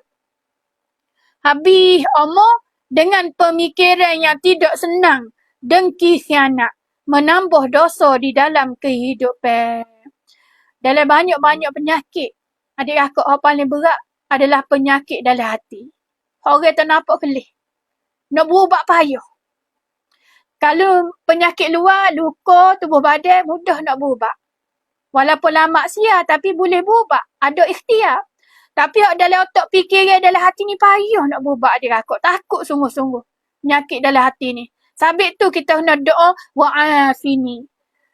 Wa'afini ni berilah kesejahteraan, kesihatan tubuh badan daripada zaman anak-anak kita sampai akhir kehidupan kita. Daripada kecil-kecil sampai tua. Sampai habis umur. Surah Al-Baqarah ayat 10. Allah Ta'ala royak penyakit lah tu. Penyakit di dalam tubuh badan, dalam otak, pemikiran, dalam hati. Penyakit besarnya, penyakit tak senang tengok orang senang. Penyakit deki khianat ke orang. Penyakit jahat, hina, keji tu. Penyakit tak senang tengok orang senang. Menyambahkan dosa dalam kehidupan. Penyakit ni dia duk tambah sikit supaya api dalam skar tu. Ibarat orang tua panggil api dalam skar nak buat arang tu. Nak boleh kerja di arang tu kan dia duk baru senyap-senyap. Siapa-siapa hangus. Kalaulah kita tak berubah, tak bertabat, Allah Ta'ala akan tambah penyakit tu. Dosa kau tambah. Penyakit kau tambah, dosa kau tambah dalam kehidupan. Sebab itu kita hendak doa molek di doa. Wa'afini. Ya Allah, ya Tuhanku, berilah kesejahteraan, kesihatan tubuh badan. Iaitu keselamatan dalam kehidupan kita. Dijauhkan daripada penyakit dalam hati dengan sifat-sifat keji dan hina pada diri kita. Dijauh daripada semua penyakit yang kecil dan penyakit yang besar. Itu maksud daripada kalimah wa'afini tu. Dia pecah pada maksud dia tu bukan setakat kesihatan tubuh badan saja, kesejahteraan tubuh badan kita saja. Bukan keselamatan pada rohani kita. Sifat-sifat keji tu jadi selamat. Minta Allah Ta'ala jauh semua jenis penyakit zahir dan batin. Penyakit zahir orang nampak kelih, penyakit batin orang tak nampak kelih. Jadi kita boleh perhatilah. Doa di kalimah ni, doa sungguh-sungguh. Biar doa sungguh-sungguh, biar dijauhkan penyakit dalam hati. Dengan pemikiran yang jahat hingga keji. Penyakit dalam hati yang payah orang berubah ni, biar Allah Ta'ala buat jauh. Buat lagi jauh bersih kepada otak pemikiran kita dan tubuh badan kita. Penyakit pemikiran yang jahat hingga keji, minta Allah Ta'ala buat lagi jauh. Sebab ni, dia borak. Penyakit payah siar. Batulah jemaah boleh nak berubat. Kalau nak berubat penyakit dalam hati ni, rujuk kitab penawar bagi hati. Belajar kitab penawar bagi hati. Pucuk-pucuk jadi penyakit dalam hati ni, pucuk daripada mana. Dan jemaah boleh rujuk dalam kitab permulaan ilmu tasawuf. Jadi kita ni, dalam kehidupan hak ketuhanan kita belajar, hak hukum hakam kita belajar, hak tasawuf tu nak beki hak dalam hati, dalam kita ni. Penyakit rohani, penyakit jasmani ni. 3 perkara tu tak boleh lari ilmu hak kita nak belajar. Tasawuf kan nak belajar. Sebab apa nak lagu mana nak cari jalan supaya penyakit hati kita jadi tak ada. Kalau tengok orang senang lebih pada kita, lagu mana supaya kita tak deki pada orang. Lagu mana kita nak terima, kita nak tahniah pada orang. Lagu mana kita nak ucap syukur juga pada orang. Tu penyakit hati. Payah sekali nak berubah. Tengok orang senang, tak senang, tengok orang mudah, tak senang, tengok orang kaya, tak senang, tengok orang ada ilmu, tak senang, tengok. Tu penyakit dalam hati, dalam otak fikiran, payah berubah. Kalau kita tak bertaubat, tak berubah, penyakit-penyakit bertambah-tambah banyak. Menambah dosa kepada kita dalam kehidupan. Dah kita tak tahu nak mati bila. Penyakit tu tak sembuh-sembuh lagi. Lagu mana cara nak berubah penyakit ni? Doa banyak-banyak. Wa'afini. Selain pada duduk antara 2 sujud, kita baca sekali raut je. Di luar pada solat atau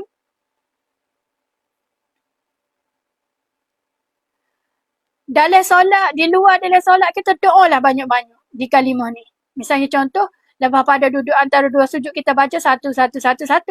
Waktu kita nak sujud akhir, lepas pada doa gapa-gapa, kita nak doa dengan wa'afini berulang kali. Sekali kita berdoa tu, kita kosak hagapo untuk kesihatan tubuh badan, untuk pemikiran penyakit dalam rohani jasmani kita tu. Itulah kita kena baca banyak. Di luar pada solat pun gitu juga. Kita duduk saja-saja. Doa dengan doa ni. Wa'afini. Dia jadi berkat doa kita mohon tu. Ni. Di samping tu kita kosak dalam hati. Minta sungguh-sungguh kepada Allah Ta'ala. Jauhlah penyakit di dalam hati kita. Ya Allah. Penyakit dalam hati ni manusia ni akan ada belakang. Tak boleh tengok orang senang, mudah, kaya, ada ilmu. Tak boleh. Kalau penyakit ni ada, payah nak berubah deh. Takut sangat. Penyakit yang bahaya, payah berubah.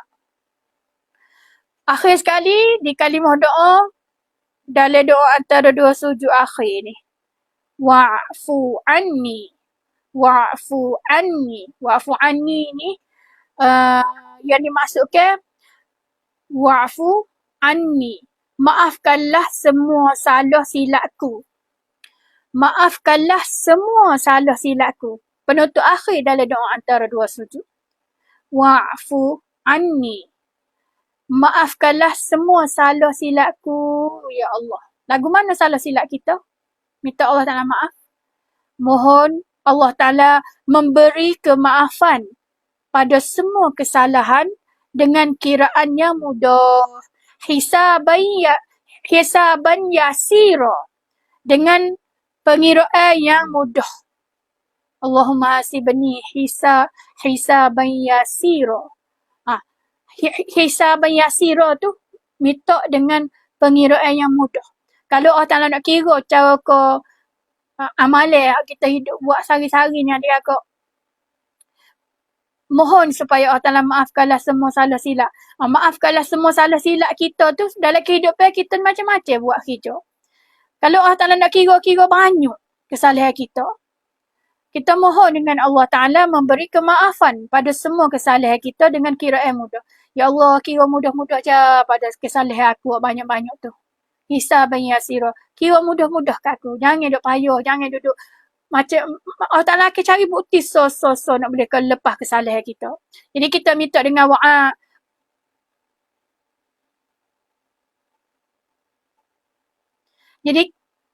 Jadi kita minta dengan wa'fu anni tu dengan pemohonnya supaya Allah Ta'ala maaflah semua salah silapku. Dengan apa dia panggil? Kuasa Allah Ta'ala yang Al-Latif ni maha halus. Kira yang Allah Ta'ala yang maha halus ni, dia kira berlaku kesalahan-kesalahan berat ringan kita. Tapi dalam banyak-banyak kesalahan kita tu, biar Allah Ta'ala mudah-mudah ya kira. Kira mudah-mudah. Semua.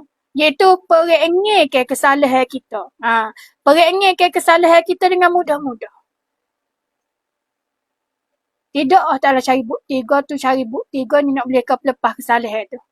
Dengan kata lain, sekiranya dihukum kami hamba-hambamu juga. Sekiranya diberi pengampunan, kemaafan, Allah adalah maha bijaksana. Sesungguhnya Allah Ta'ala maha halus pengiraan, kecuali dengan pertolongan rahmatnya. Maafkanlah semua salah silap kita. Dengan kata lain, kita wa'fu anni ni kita minta sungguh-sungguh. Minta Allah Ta'ala maafkan semua salah silap kita.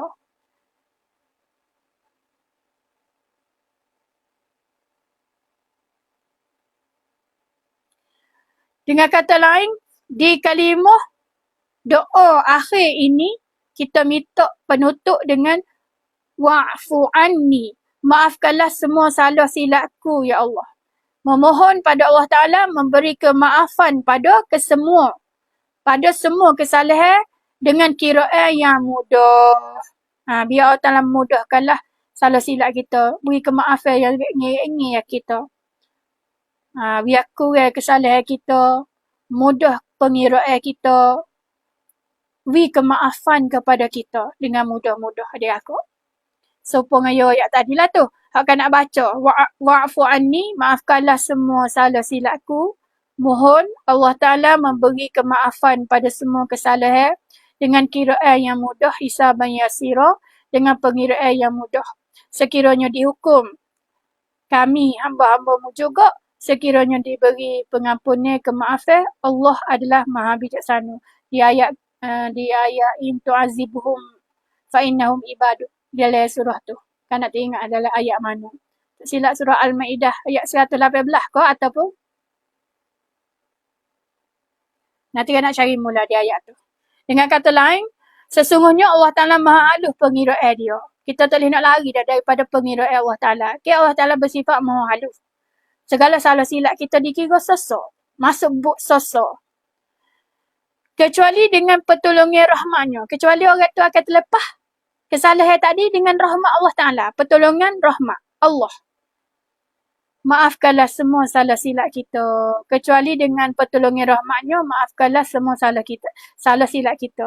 Kalau Allah Ta'ala tolong dengan rahmat dia, maka terlepaslah kesalahan kita, salah silap kita. Sabit tu kita nak minta permohonan maaf. Maafkanlah semua salah silap kita dengan Allah Ta'ala.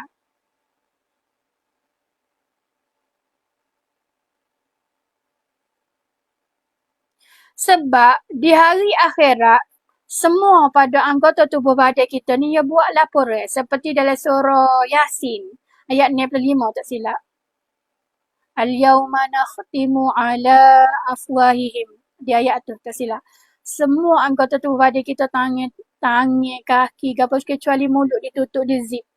Semua anggota kita yang akan buat laporan pada Allah Ta'ala atas kesalahan kita, salah silap kita. Jadi di kalimah doa wa'fu anni ni, kita minta sungguh-sungguh dengan Allah Ta'ala, maafkanlah semua salah silap kita. Kita buat pengakuan. Mengaku kita ni salah silap. Jangan minta lah Allah Ta'ala beri maaf atas salah silap kita. Janganlah buat kira payah-payah. Kiralah dengan hisaban yasira. Kiralah dengan mudah-mudah kesalahan aku, ya Allah. Sebab semua anggota tubuh badan kita, kecuali mulut, akan dipersoalkan dan akan buat laporan depan Allah Ta'ala. Akan royak, dia buat tangan, dia akan royak kerja dia buat apa masa di dunia dulu. Mata, ya kira royak balik, dia ngacung pada Allah Ta'ala mula.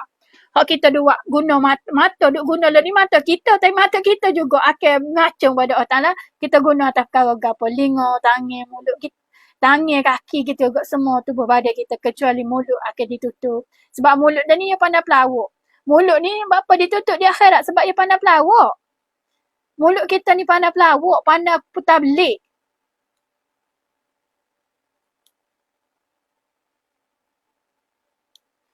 Mulut ni pandai buat hello, pandai dalih. Mulut kita ni pandai putar belik, pandai kecek pelawak, pandai dusta. Jadi mulut ni tak guna di hari akhirat. Di dunia je dia berguna, boleh kecek, boleh makan, boleh bertutur. Tapi di akhirat dia tak berguna di sisi Allah Ta'ala. Sebab apa? Mulut paling banyak manusia berdosa. Manusia banyak jadi dosa je kerana mulut. Kerana mulut juga manusia dia masuk neraka. Na'udzubillah min zalik. Sebab apa? Anggota tubuh badan kita akan ngacung depan Allah Ta'ala nanti. Sebab tu kita kena doa wa'fu anni.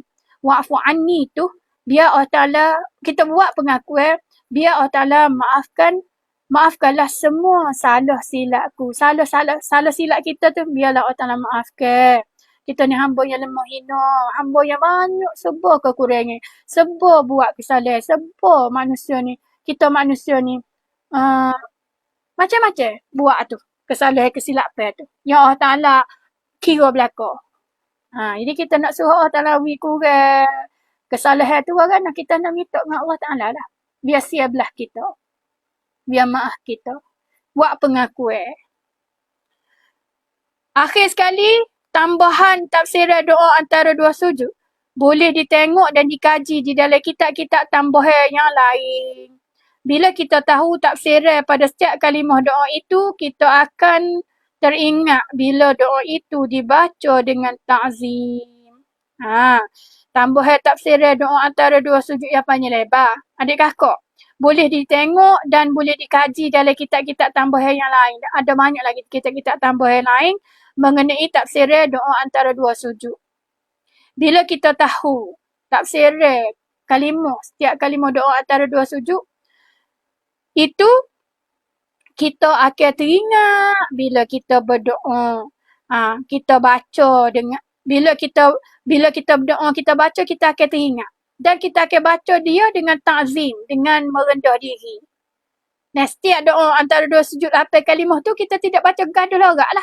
Kita tak jadi nak baca sudah cepat-cepat lah. Sebab kita nak kosak setiap maksud apa permohonan kita tu. Dengan kata lain, kita telitah benda-benda yang kita nak minta. Maka akan jadi mustajab doa antara dua sujud setiap rakaat kita solat tu, setiap satu rakaat kita solat. Itulah benda adik kakak dah. Wallahu a'lam bissawab. Setakat ni dulu adik kakak untuk malam ni tazkirah bersama anak pukul 10.30 malam dah. Mana-mana tazkirah yang kalian sapa pada adik kakak tu secara ringkas tafsir kalimah doa antara dua sujud. Sekurang-kurangnya kita solat nanti, kita terfikir permohonan doa-doa tu kepada diri kita sendiri. Kalau Jumaat nak dengar ulangi balik dalam tazkirah kanak dalam Rumah Biru Fresh Budi. Salam baru. Fresh Budi, salam baru. Fresh Budi tu kadang tambah di air. Sebab tak bunyi sangat rumah dia. Jumaat kita tengok dalam salam baru. Boleh tengok ulangi dengan mula tazkirah kanak siapa saat ni. Pak Malek. Tazkirah 30. 31, 32, 34. Pak tazkirah ni mengenai saya mau ke solat.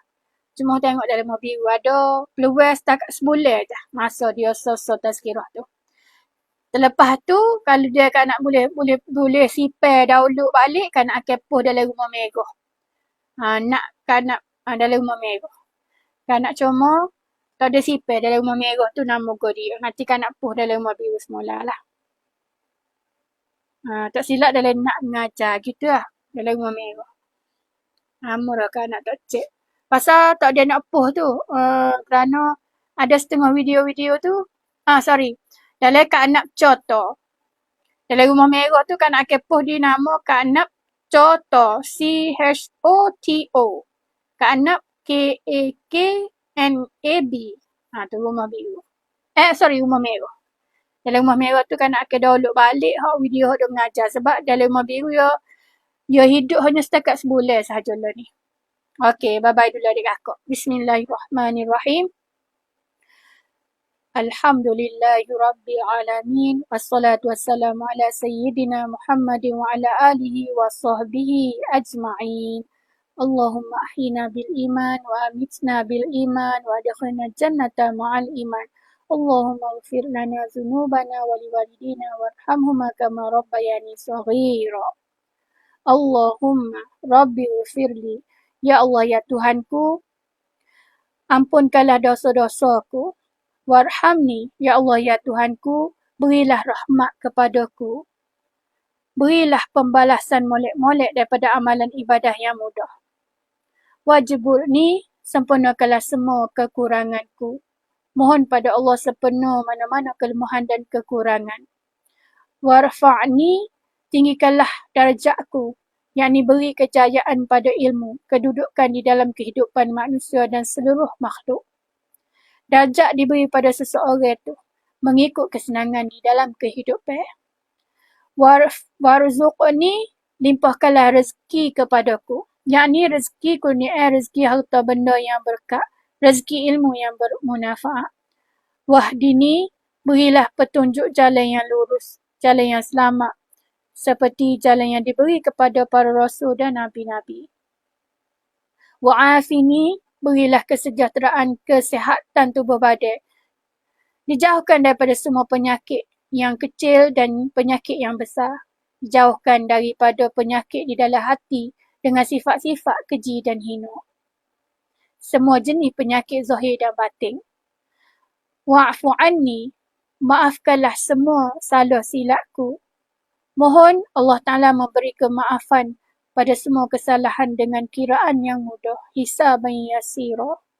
Rabbana taqabbal minna du'aana innaka antas sami'ul alim wa tub 'alaina ya maulana innaka antat tawwabur rahim. Wa akhiru da'wahum alhamdulillahi rabbil alamin. Amin. Alhamdulillah. Dengan lafaz yang mulia, Assalamualaikum warahmatullahi wabarakatuh. Alhamdulillah. Terima kasih jemaah yang hadir belakang malam ni. Malam ni tu ada perubahan tazkirah kanak. Ada jemaah kita masuk sapa 2000 jemaah. Alhamdulillah. Tak sebab semalam lah. Kanak teratas malam ni kali kedua berhubung dengan TikTok. Link EA dengan TikTok salam-salam 9928. Malam ni Alhamdulillah dapat sambutan banyak. Mudah-mudahan barakah daripada ilmu pembelajaran kita. Allah Ta'ala redha. Ilmu yang bermanfaat tadi memudahkan kita amal di dalam kehidupan kita. Tapi sebelum nak amal kan nak sebut sama, pesan sama. Wak rujuk kepada kitab-kitab yang kan nak sapa ke. Kalau kita betul sahadah, kita boleh amal dengan molek insya-Allah. Dengan kata lain, dengan lafaz yang mulia, sekali lagi Assalamualaikum warahmatullahi wabarakatuh. Okay, bye-bye semua. Terima kasih banyak semua jemaah yang hadir, yang bagi hadiah. Tap-tap skrin, yang follow, yang share pada tazkirah kanak malam ni dah.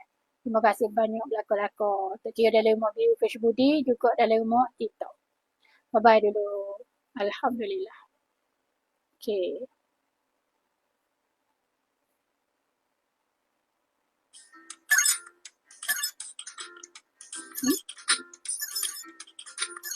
Mereka asyik rumah view.